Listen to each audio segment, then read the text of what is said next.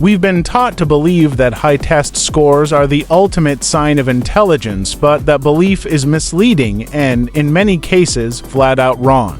Test scores measure how well someone can memorize information, follow instructions, and perform under pressure in a controlled, often rigid format, but they don't measure creativity, emotional understanding, critical thinking, adaptability, or real-world problem solving.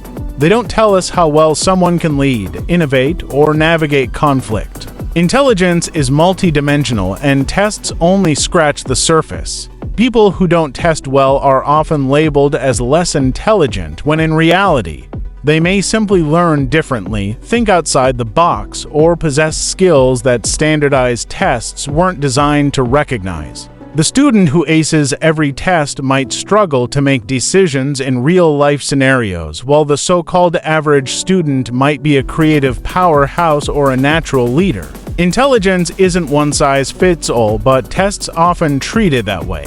And there's another layer: privilege. Access to tutors, prep courses, stable home environments, and quality schools drastically affects test outcomes. A high score doesn't always mean someone is smarter, it often means they had better support. Meanwhile, others with equal or greater potential are overlooked simply because they didn't have the same advantages. Even more, test anxiety, learning disabilities, and cultural bias play a huge role. Many brilliant people freeze during exams or underperform due to stress, trauma, or teaching methods that don't match how they learn. Their intelligence goes unrecognized because their abilities can't be captured in a bubble sheet. Society often idolizes academic achievers while ignoring emotional intelligence and practical wisdom, but these are the skills that drive success in relationships, careers, and leadership.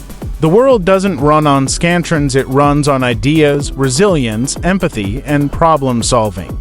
Test scores don't measure how well you can handle a crisis, inspire others, adapt to change, or think for yourself, and yet those are the very skills that define real intelligence. Some of the most influential minds in history weren't top scorers, they were rule breakers, questioners, and independent thinkers. So, if you've ever been made to feel less than because of a number on a test, understand this: that number doesn't define you. It never did. Because real intelligence can't be standardized, and it sure can't be boxed in. At Verified Genius, we're not just redefining what it means to be smart, we're proving that the true measure of intelligence is how you think, not just how you test. If you believe intelligence should be measured by more than a score, like this video, hit subscribe and share your story in the comments. What's one thing you're great at that no test ever asked about? Let's redefine brilliance together.